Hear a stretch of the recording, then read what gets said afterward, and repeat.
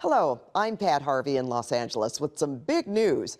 The CBS California stations are hosting a debate for the top candidates running for governor.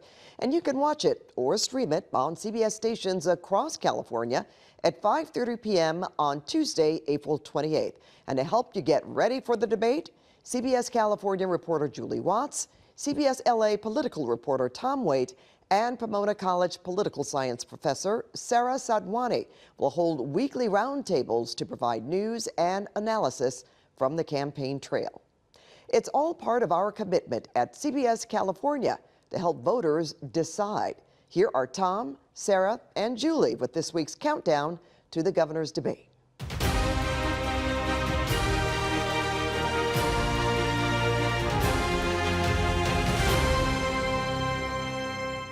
Thanks, Pat. All right, guys. The big news this week, there's actually a few things, but one of the big talkers among the political circles, of course, is the sort of unsubstantiated allegations against Swalwell that there are going to be some sort of inappropriate behavior allegations coming out. There are a slew of progressive influencers, political influencers, who have been talking about this. The primary one is she calls herself a lawyer, and we did a little backgrounding on her, which we actually just broke this week. But for folks who may not know about this, they've made these allegations, and then Swalwell's camp, normally, you wouldn't come out and even give this oxygen, but they're gaining so much steam via social media, and they're kind of going viral. This Swalwell's camp came out in Politico and said, listen, these are completely untrue. We've never had any sort of complaints about Swalwell from his staffers. And we started looking at the primary influencer, and I noticed, I started actually just by looking at LinkedIn, that she actually has her law degree from UC Irvine. Now, mind you, Katie Porter, one of Swalwell's primary sort of gubernatorial rivals, is a law professor, a longtime law professor at UC Irvine. Now, we reached out to Katie Porter's camp, and they, of course, said that they have, there's no relationship between the two. However, they've met. There are pictures of the two of them. That this influencer, her name is Cheyenne Hunt, that she posted of her and Porter online. But here's the sort of timeline that we found, and we thought that it was, at least as fair as people reporting that there are pictures of them for us to sort of share this timeline. So Cheyenne Hunt was enrolled in law school at UC Irvine in the fall of 2018. That was the semester that Porter was running and won her congressional seat. So Porter took a leave of absence, but of course, as I think most people know, her house is on-campus housing. So she lived on campus at UC Irvine the entire time she was in Congress. UC Irvine posted an article where Hunt talked about interning on Capitol Hill for a Democratic senator. That was while Porter was there in D.C. Porter delivered the commencement address at Hunt's graduation, and then 3 years later, Hunt ran for Porter's former Orange County congressional seat. And during that time posted photos on social media with Porter, calling her a trailblazer, that is. Now, I want to get sort of your feedback on this, because as soon as Swalwell denied these allegations, Katie Porter went on CNN and she sort of brought these allegations up. And then she actually mentioned them. This was the first time that I've heard, and maybe you guys have heard this separately, she referenced them as potential claims of sexual assault. Now, I'd not heard anything elevated to that level yet. Again, Porter's camp says she has no, relationship with this influencer who is bringing out these allegations. But what are you guys hearing, and what did you think when you saw Porter's appearance on CNN? First of all, let's back up just a little bit. These accusations that were brought against Eric Swalwell, thus far, no one has actually come out to make any specific claims, right? I mean, if we compare this, let's say, for example, to the recent information that we've learned about Cesar Chavez, in which things moved very quickly. That New York Times piece was being researched and investigated for, I believe, 4 or 5 years, and actually had women who came out against him, of course, Dolores Huerta being one of them. Thus far, we still don't have any women who have come forward with any sort of actual allegation against Swalwell. A lot of social media chatter, to be certain, but thus far, no actual evidence.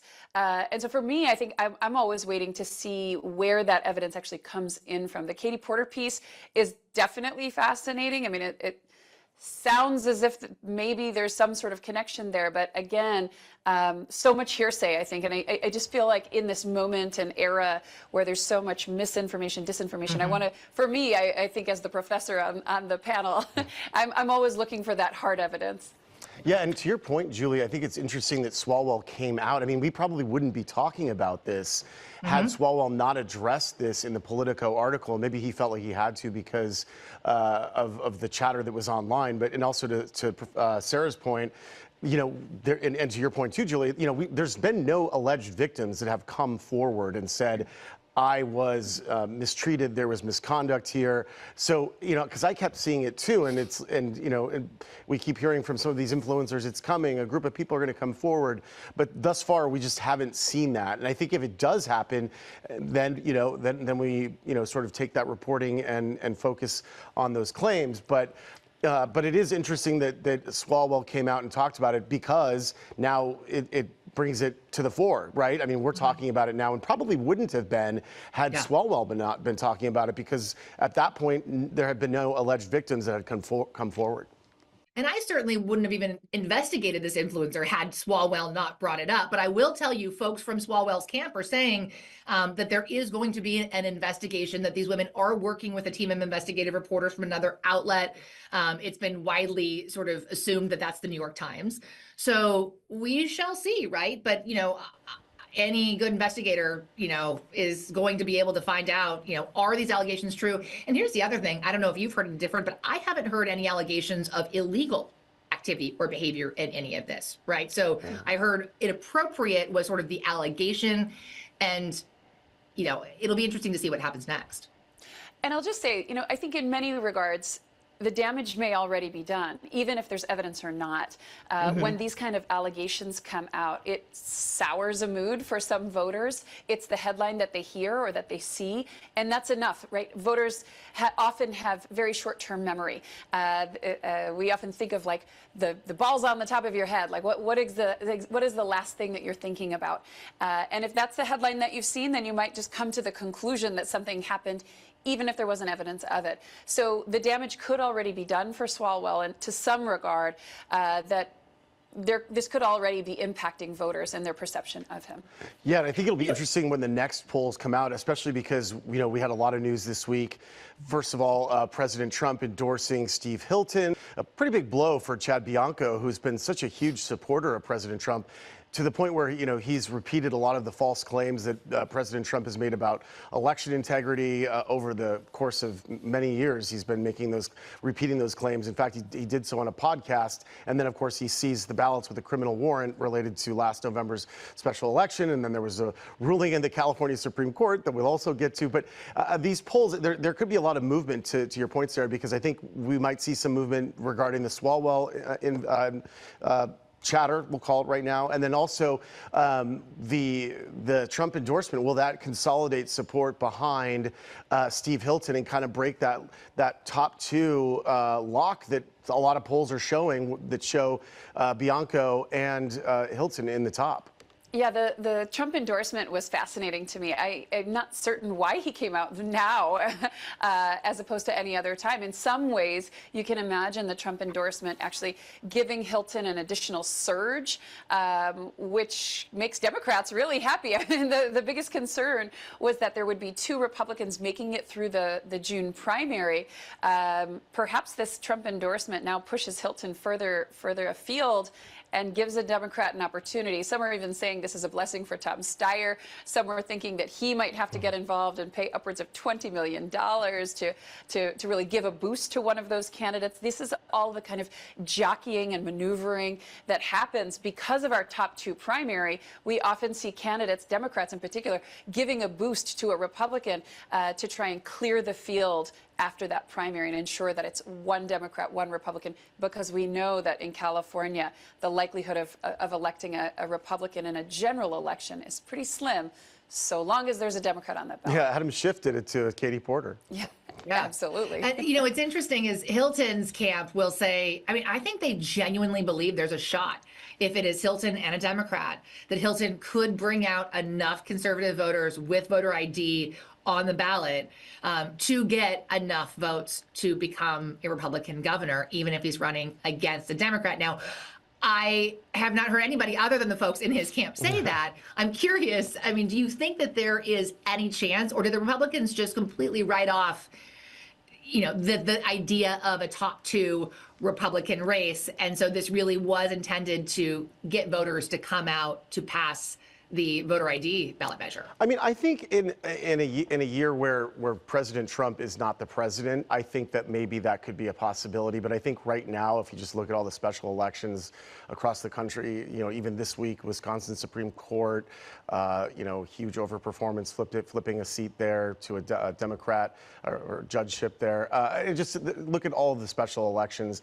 I just think right now the climate is not, based on the special elections that we've seen, based on the Prop 50 election, I just don't see how Hilton could win, but who knows? I mean, I agree with you though, Julie. There's a lot of enthusiasm on the right for him, and maybe that could really boost him. But certainly a really bad week for Chad Bianco, the Riverside County Sheriff. The pile-on, first the Trump endorsement for their Hilton, and then now the state Supreme Court. Siding with Rob Bonta, the Attorney General. Just to go back into this piece of could a Hilton candidacy actually make it and the general election, I don't see it. I mean, for all the reasons Tom pointed out, but I'll also add, in 2024, we did see a whole lot of movement amongst folks who previously had voted for Obama, had voted for Biden, seeing them shift towards Trump. Where we saw a lot of that movement tended to be amongst Latinos as well as Asian Americans, amongst other groups as well. But in particular, it was very notable that those two groups had some shift.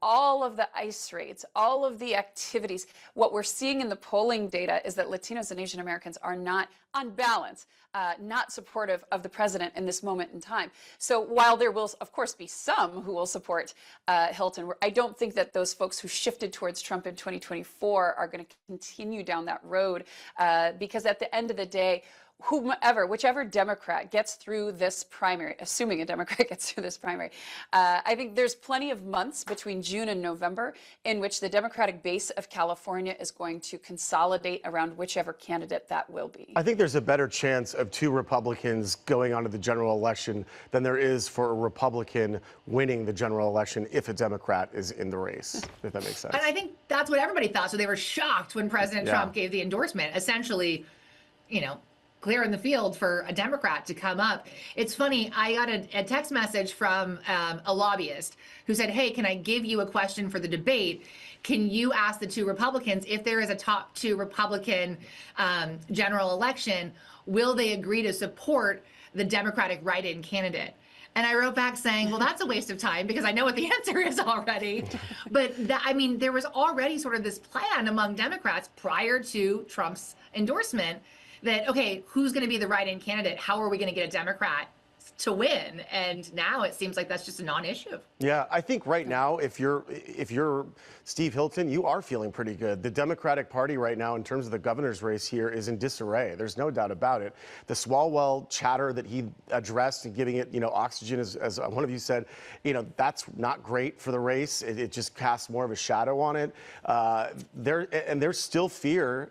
Clearly, there was another Democratic poll from the state Democratic Party released pre-Trump endorsement showing that the top two spots, again, remember in the June primary, for all those folks who might forget, the top two spots, those are the only two that move on to the general election. So that poll, once again, showing that Bianco and Hilton in the top two. So Democrats are still really scared right now. I think there's I don't know that bleak is the right word, but I think there's palpable fear and concern about how this is going to work out. And it's not like there's been I think the Trump endorsement boosted them a little bit because they feel like that's only going to help them. But I think Steve Hilton has reason to feel good right now based on what he's seeing in kind of the chaotic Democratic field.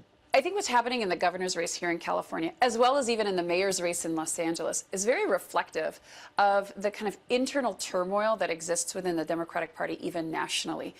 What is this a party that represents? What are the policy plans that they actually want to move forward? What, come 2028, will a Democrat run on when running for president even? I think that these are things that we really don't know, that we aren't hearing a whole lot of people articulating. Is it something moderate? Is it incredibly progressive? We don't know. There's folks all over the place nationally. And I think that's also what we're seeing here in this race here for California governor as well. There's just a lot of instability about what is the direction of the Democratic Party for the state of California, as well as across the nation. I think you're right, sir. I think right now a lot of this is like, vote for me because I'm a vote against Trump, but that goes away at some point. You have to have a plan. You have to have a policy agenda. That's right. It's going to be fun to watch, guys. And that's this week's countdown to the governor's debate.